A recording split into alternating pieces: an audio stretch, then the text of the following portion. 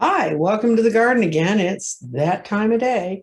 I wanted to finish up some old business I started a week ago. I brought out a pretty bag of rocks, but just a bag of all different kinds and colors and things of rocks. And I laid them out three different ways to show how you could use the same crystals to do different things and have different energies around them.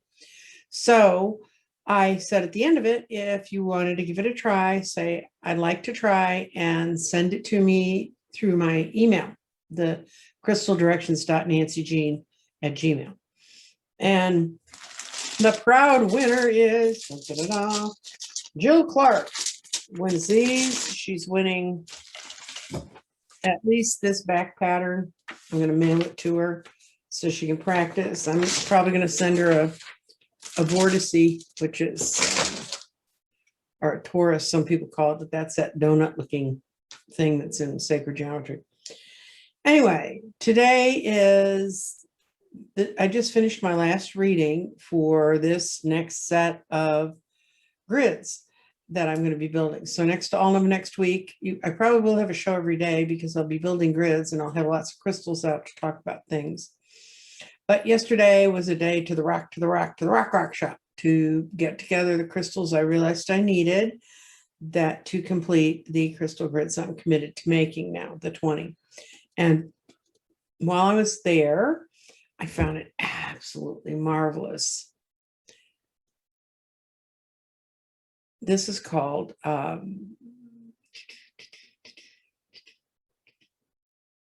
zebra calcite. And it's black and white. Duh. I'll catch on to this stuff one of these days, but it's just beautiful and it's solid and it feels comfortable and it's very soothing to hold.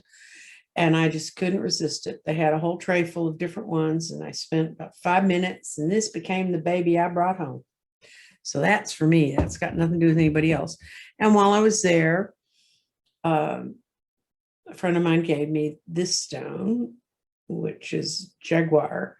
And it actually, if you put it under black light, it glows, which is kind of odd. But anyway, so that, and a friend met me there and she bought that from her sister to give to me.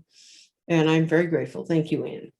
Okay, now we've been to the rock shop. Last time I went, I just sort of dumped a bunch of rocks out and showed it to everybody, and everybody went, they thought it was really, they liked seeing it, like seeing the kind of stones I start with and sort of where things go from there. So I've done it again. And these stones are primarily center stones. And over here, these are bloodstones. They're two shapes. I got that shape and I got a round one. I actually have a couple of each of these because I have several grids that start with very dark centers. I also got some leopard skin jasper, which is very pretty. I've got one piece, it's very strange. You'll see it when I finish them, but I'm going to use 4 of these. This is bumblebee jasper. There's a triangle around, and then this will be in the center. That's kind of cool. These are fancy agates, which are good for, there's some of my centers, they look kind of mottled in different colors. I have one grid that's almost completely brown, and in that one, I'm going to have some of this tiger's eye that I found that I think is very pretty. And then I needed some tiger eye arches or something in that color. And I found these wonderful little arches. I got about 12 of them. And then there'll be a smaller. So somehow or another, those will all go together because there's a grid I've never built before. It's called Soul Time. It has a lot of, weirdly enough, dark brown and reddish colors for Soul Time. This is Imperial Calcite. And it's very pretty. It's almost translucent. Very, very nice. And this is a crinoid marble. This is marble that they dig up and somebody chose to make some of them into eggs. I have absolutely no idea where this is going, but it's going in my drawers if it doesn't go anywhere else. This is a sodalite pyramid, and I know exactly what grid that's going into because it has a lovely blue that you want to bring out in it. Then over here, we have more centers, and these are poppy jaspers. And I have some descriptions of what these are for. The poppy jasper is a healing stone. It's a protection stone. And I have this, which is goldstone, which is just it's just a really, really pretty color. These are some jaspers. This is tree moss jasper. This is a picture jasper. And if you turn around certain ways, it kind of looks like it's got a picture in it, you know, like a picture of a distance or a canyon or something. This is chrysocolla. And this is some more agate. And that's kind of the big chunky center stones that I found for these 20. That's not by any means all 20, because I have some stones left. I always have a few stones left over when I buy, like a few, like giant drawers full, and I end up using them again. Now this stuff is also aimed towards centers or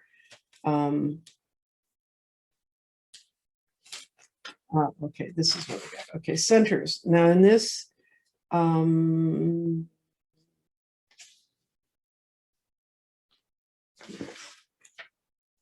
okay, I've got yellow. This is mother of pearl, and mother of pearl attracts prosperity. And it's kind of glary, but when I put it on the grids, it gives me lovely little bright shiny spots that you would think you could do with quartz or something, but somehow or another that essence gets lost. So I bought some more mother of pearl. I found that last time I was at the rock shop, and they also have it in squares, which fits in with some of my designs better.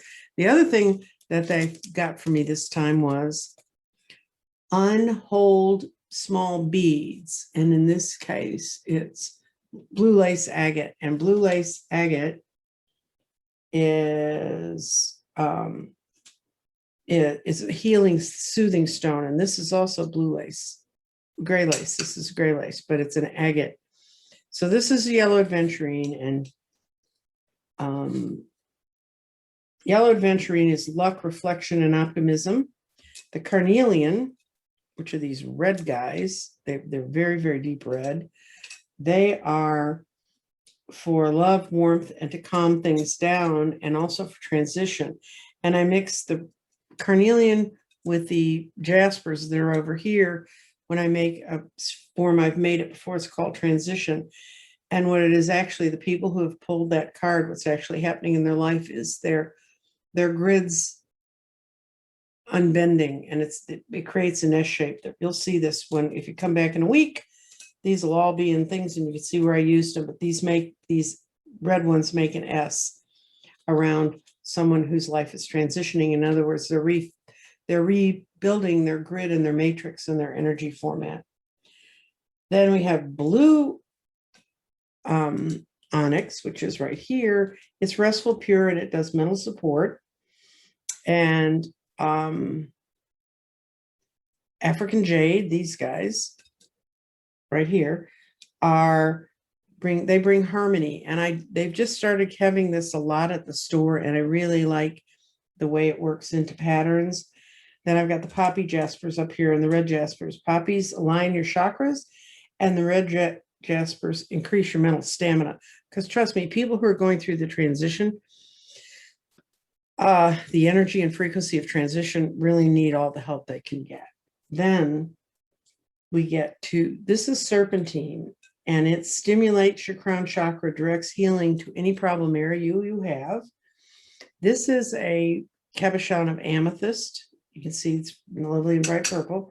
It's protection, and I have one grid that clearly has purple at the center of it. And then, so that's the smaller of those stones. Now we get to the big bag of rocks. So,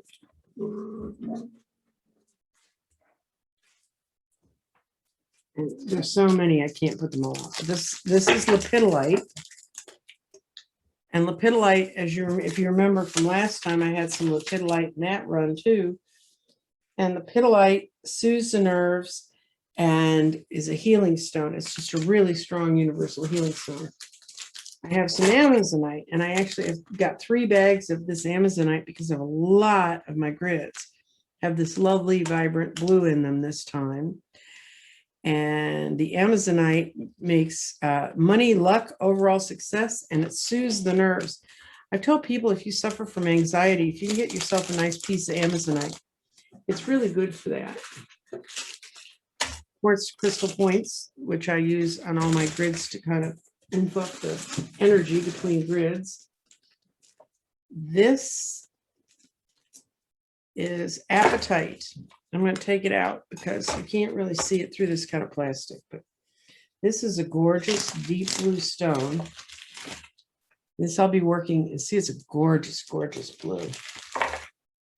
And I really love the way apatite looks. And apatite, truth. And this is one you can use for vertigo and headaches. And I have a friend who's been working with people recovering from COVID brain fog, and she's been using apatite with them. This is lapis lazuli. And I'm leaving it in its bag till I have to take it out. But it is also a very deep blue. But lapis goes all the way back. There's writings about lapis in Sumerian literature. And they prized it because they thought it was the essence of the spirit of where the gods had come from. And some people believe that the Sumerians were in touch with extraterrestrials, so they were coming out of the night sky. And Egypt thought they were the night sky. And what lapis represented in those cultures, and it still does to today, up to today, is strength, courage, royalty, and wisdom. Keeps on coming, guys. This is sardonyx, and it's S-A-R-D onyx. Sardonyx. And it's a protection stone. Lots of times reds and browns are protection stones or grounding stones, but this one has the incredible vibration of happiness, optimism, and confidence. And you put it in, you mix it in with your stones when you want to have confidence and you want to be happy and grow and have things boost your self-control. I guess that's the word I would use for it. And then excess Amazonite out of it. You can see I'm doing a lot of green and blue. This is green moss agate. And green moss agate is what I actually have in the center of the heart chakra. The eggs are out. By the next week, I'll be able to show you all 7 of the chakra eggs. But I specifically picked green moss onyx because it brings tranquility, emotional balance, and it balances the feminine and the masculine in our lives. And it's, you know, I know every screen looks differently, but it is some beautiful blue colors in it. I mean, green colors in it, green.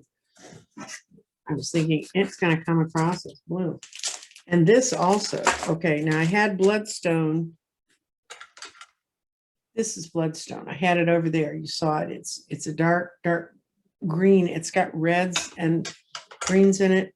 This is also bloodstone. And bloodstone is intense healing and fortifying for the blood and to fortify people when they have illness. I'm not doing a lot of sick people. I'm just doing a lot of people if that's what they drew. Rhodochrosite is a lovely pink healing stone, and I'm going to be using this in one grid that's kind of got stark colors in it, and then I'm using one grid that's called sensuality. And it integrates the spiritual and the physical, opens the heart, lifts off depression, soothes stress, and clears away stress. It's a beautiful stone. It's just, you know, both sides of in this bag kind of look, you can see it's got streams of colors in some. It's a lot of fun to work with, and it's very calming when I work with that stone. That's why I like that stone. Some of these kind of energize me, and I can only work with it for so long. This is called iolite, and it's a vision stone. See one more clearly. It's got beautiful blues in it. It's the spirit of the gods. Oh no, it was vision stone. It releases discord. So the grids those going in are people that are seeking balance. And you see a lot of seeking balance because the grids are good for seeking balance. And for those of you who haven't totally fallen asleep yet, I actually found 3 different kinds of Brazilian points. And there's this one that's very rough and ready and kind of not real shiny. And then there's these, which are more shiny, but they all come from Brazil. And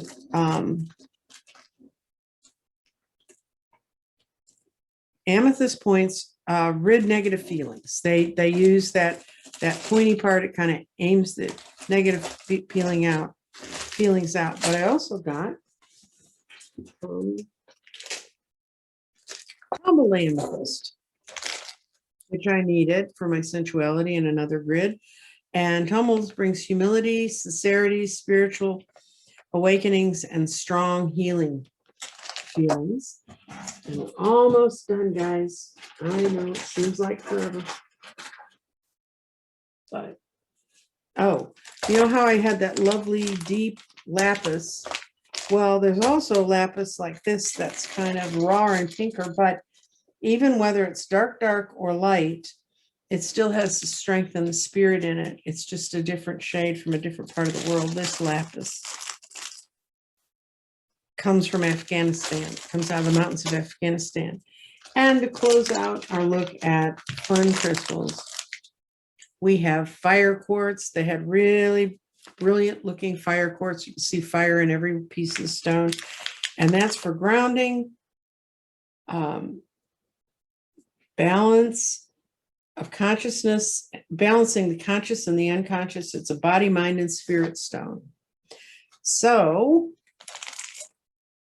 that was my trip to the rock shop. Now, I'm not going to write down all those stones underneath.